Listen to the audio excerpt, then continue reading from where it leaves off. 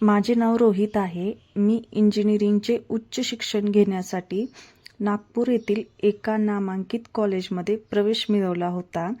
पण माझ्या घरची आर्थिक परिस्थिती बेताची असल्याने कॉलेजची फी आणि हॉस्टेलचा खर्च पेलणे माझ्या कुटुंबाला शक्यच नव्हते. त्यामुळे खर्चात बचत व्हावी म्हणून कॉलेजच्या अगदी जवळ एक छोटीशी खोली मी आणि माझ्या 2 मित्रांनी मिळून भाड्याने घेतली. आमच्या त्या खोलीचे भाडे महिन्याला अगदी माफक म्हणजे 2,000 रुपये होते. आमची घरमालकीण दुसऱ्या राज्यातून आलेली होती. सुमारे 35 वर्षाची ती असेल. ती एक डॉक्टर होती. तिचे नाव डॉक्टर अंकिता होते. तिचे स्वतःचे क्लिनिक होते. तिच्या घरच्या एका भागातच होते. तिचे पती अकाली वारल्यामुळे ती तिथे एकटीच राहत होती.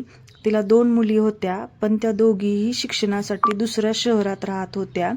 आम्ही त्यांना आदराने आणि प्रेमाने मावशी किंवा आंटी म्हणायचो. अंकिता मावशीची एकच अट होती. ती अट होती की खोली भाड्याने हवी असेल तर घरातील छोटी मोठी कामे जसे की किराणा आणणे, भाजीपाला आणणे किंवा इतर कौटुंबिक कामात मदत करणे अशी मदत करावी लागेल किंवा इतर कौटुंबिक कामात मदत करावी लागेल. या बदल्यात त्या आमच्याकडून खूपच कमी भाडे घ्यायच्या. तर आम्ही मित्रांनी ठरवून घेतले होते की एक दिवस एक जण तर दुसऱ्या दिवशी दुसरा अशा आळीपाळीने आम्ही कामे करायचो. आमच्या कॉलेजची वेळ सकाळी 8 ते संध्याकाळी 5 वाजेपर्यंत अशी असायची. एके दिवशी संध्याकाळी आम्ही कॉलेजमधून परतलो तेव्हा मावशींनी मला बोलावले होते. हाक मारली आणि त्या मूळच्या इतर राज्यातील असल्याने त्यांना मराठी फारशी जमत नव्हती. त्यामुळे त्या आम्हाला हिंदीत बोलायच्या. त्या म्हणाल्या, "अरे रोहित, जरा इकडे येतोस का?" माझा मित्र वरच्या खोलीत गेला आणि मी मावशींच्या खोलीकडे गेलो. मी मावशींना विचारले, "बोला मावशी, काही काम होते का तुमचे किंवा काही बोलायचं होतं का तुम्हाला?" तर त्यावर मावशी म्हणाल्या, "रोहित, माझ्या गावी म्हणजेच उत्तर प्रदेशात निवडणूक सुरू आहेत. तर मला मतदान करण्यासाठी तिथे जाणे खूप गरजेचे आहे. तिथून खूप फोन येत आहेत मला. तर 2 दिवसांसाठी तू माझ्यासोबत येशील का?" असं मावशींनी मला विचारले. मी तिकीटही करून ठेवलेले आहे. तर माझ्या मनात विचार सुरू झाले, जाऊ की नको. तर कॉलेज बुडून जाणे मला योग्य वाटत नव्हते. तर पण दुसरीकडे मावशी एकट्या कशा जाणार असा प्रश्न माझ्या मनात येत होता. थंडीचे दिवस होते. 2 दिवसांचीच तर गोष्ट आहे. लगेच परत यायचे होते. सगळा विचार करून मी शेवटी मावशींना हो म्हणालो. मी विचारले, "ठीक आहे, कधी जायचे?" त्या म्हणाल्या, "उद्या संध्याकाळी निघू आपण इथून. उद्या संध्याकाळी निघू आणि नंतर पुढच्या दिवशी संध्याकाळी निघू." दुसऱ्या दिवशी संध्याकाळी निघण्यापूर्वी मी पाण्याचा जार घेण्यासाठी खाली गेलो. तेव्हा मला क्लिनिकच्या दिशेने एक तरुण मुलगा थेट मावशींच्या घरात जाताना दिसला. संशय आल्याने मीही त्याच्या मागे गेलो आणि आडोशाला लपून पाहू लागलो. तर तेव्हा तो मुलगा कपाटावर ठेवलेले मावशींचे धुतलेले कपडे एका बॅगेत भरत होता. कपडे भरताना त्याच्या हातून काही वैयक्तिक कपड्यांना स्पर्श झाला. थोड्या वेळाने तो ती बॅग घेऊन बाहेर निघून गेला. तो गेल्यावर मी घरात शिरलो तर तिथे कोणीच नव्हते. मावशी कदाचित बाथरूममध्ये असाव्यात.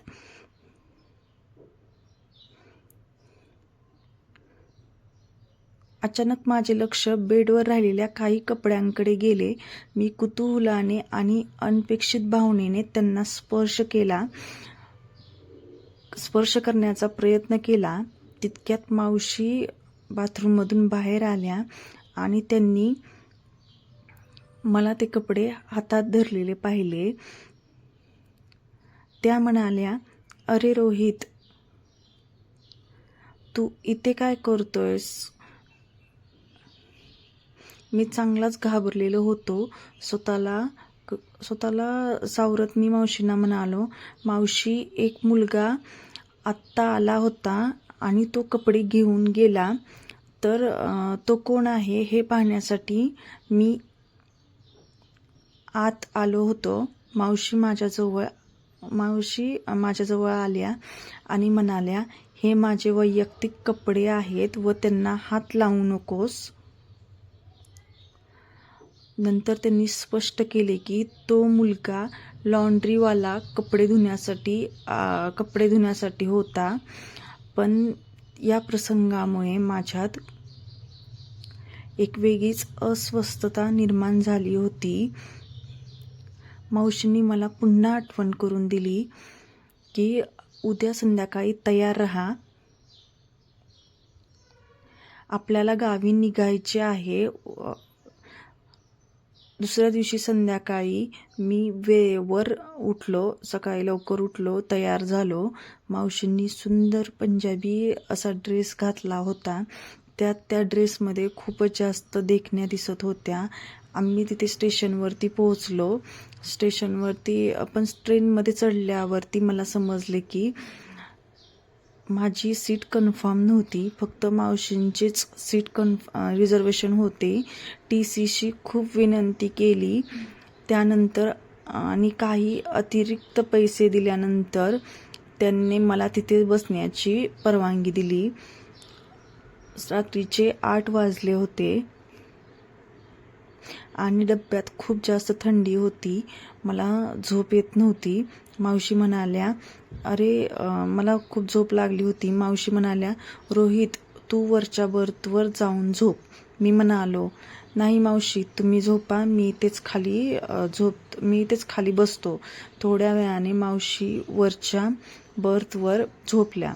रात्री 1च्या सुमारास मावशींना जाग आली. त्यांनी मला खाली बोलावले.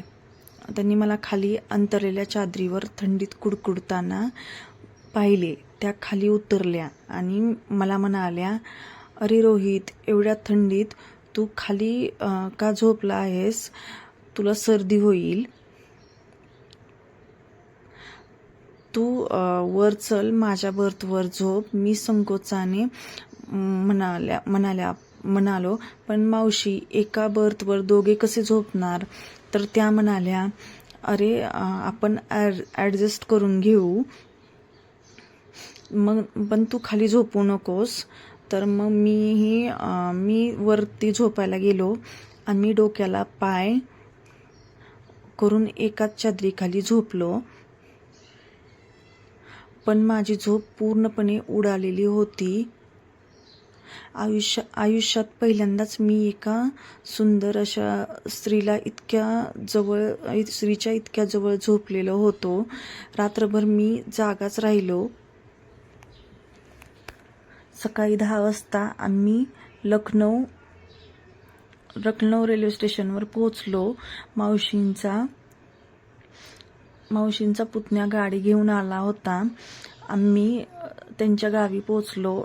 ट्रेनमधील थंडी आणि प्रवासाच्या त्रासामुळे माझे अंग खूप जास्त दुखू लागले होते. नाक जाम झाले होते आणि डोके जड झाले होते. मला तीव्र अशी सर्दी झाली होती. घरात आल्यावर मला खूप शिंका येऊ लागल्या. मावशी म्हणाल्या, "तुला खूप सर्दी झाली आहे वाटतं, तू थोडी विश्रांती घे." मी पलंगावरतीच पडून राहिलो. नंतर मावशी फ्रेश होण्यासाठी बाथरूममध्ये गेल्या. काही वेळाने मला हॉलमधून गाण्याचा आवाज आला. मी डोळे उघडून पाहिले. डोळे चोळून बाहेर आलो तर मावशी अर्धवट ओल्या केसांनी फक्त टॉवेल गुंडाळून उभ्या होत्या. त्यांच्या केसातून पाण्याचे थेंब टपकत होते. हे दृश्य माझ्यासाठी पूर्णपणे अनपेक्षित होते. त्यांनी टॉवेल बाजूला सारून अंतर्वस्त्रे घातली आणि एक सुंदर साडी अशी नेसली. मी लगेच पलंगावर जाऊन झोपण्याचे नाटक केले. त्या जेव्हा मला बघायला आल्या तेव्हा मी डोळे मिटून पडलो होतो. त्या म्हणाल्या, "अरे रोहित, तुझी प्रकृती खूप खराब दिसते. मी मतदान करून येते, मग तुला डॉक्टरांकडे घेऊन जाते." मी म्हणालो, "गरज नाही मावशी, माझी आता तब्येत ठीक आहे. घरी काही औषध असेल तर द्या." तर मग मावशी म्हणल्या, मी त्यांना म्हणालो, "तुम्ही मतदान करून या." तर मावशी मतदान करून परत आल्या. त्यांनी मला एक गोळी दिली आणि म्हणाल्या, "ही सर्दीची गोळी आहे, घेऊन टाक." मी ती गोळी घेतली आणि नंतर मला अर्ध्या तासातच माझ्या शरीरात एक विचित्र बदल असं जाणवू लागला. अंगात एक वेगळीच ऊर्जा निर्माण झाली होती. शरीर पूर्णपणे तापू लागले होते आणि मला खूप जास्त असं अस्वस्थ वाटू लागले होते. मी घाबरून विचारले, "मावशी, ही कोणती गोळी दिलीत तुम्ही मला?" तर माझी अवस्था पाहून मावशीही थोड्याशा चकित झाल्या. त्यांनी कचऱ्याच्या डब्यातून त्या गोळीचे रॅपर बाहेर काढले. ते पाहताच त्या थक्क झाल्या.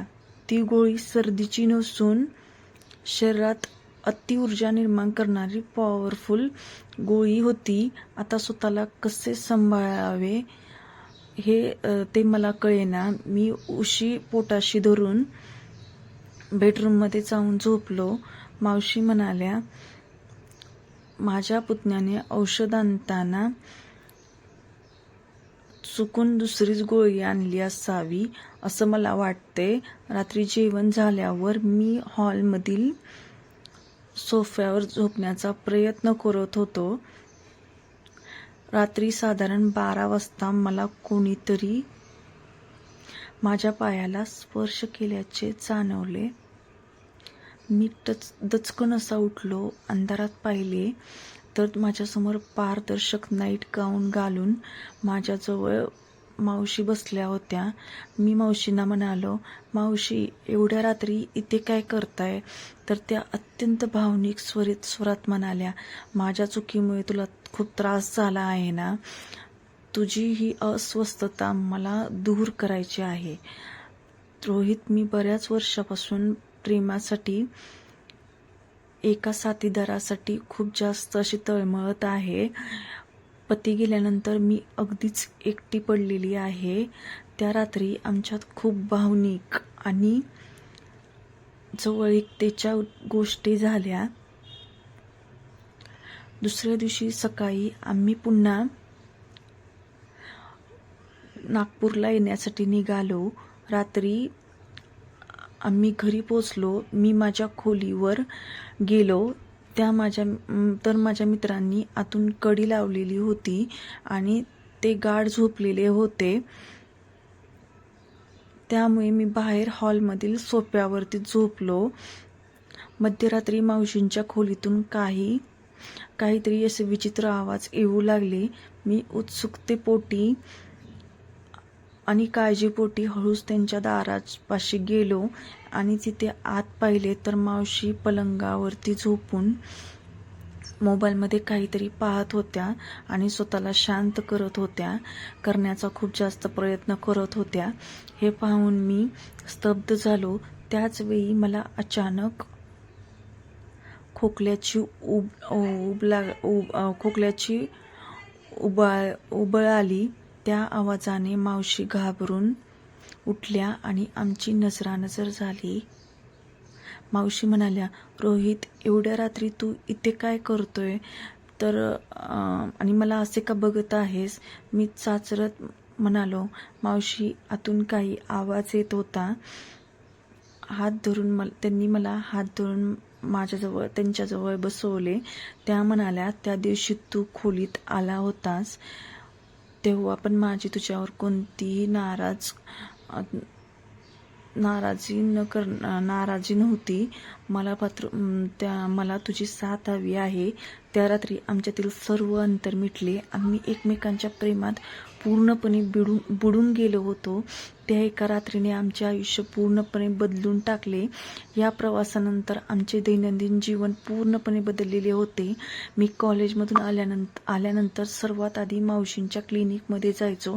तिथे आम्ही एकमेकांसोबत वेळ घालवायचो, एकमेकांबरोबर प्रेम करायचो. मावशी आता घरातील बाहेरची कामे माझ्या मित्रांना सांगायला लागल्या आणि मी मावशींना घरगुती आणि वैयक्तिक कामात मदत करू लागलो. जेव्हा जेव्हा वेळ मिळेल तेव्हा आम्ही एकत्र असायचो. या सगळ्याची जाणीव माझ्या मित्रांना कधीच झाली नाही. काही वर्षांनी शिक्षण पूर्ण झाल्यावर माझे मित्र ती खोली सोडून दुसऱ्या शहरात निघून गेले, पण मी मात्र ती खोली सोडली नाही. मी तिथेच राहिलो, कारण मी त्यांच्यावरती प्रेम करू लागलो होतो आणि त्यांना सोडून जाण्याची माझी अजिबात इच्छा नव्हती. कथेचे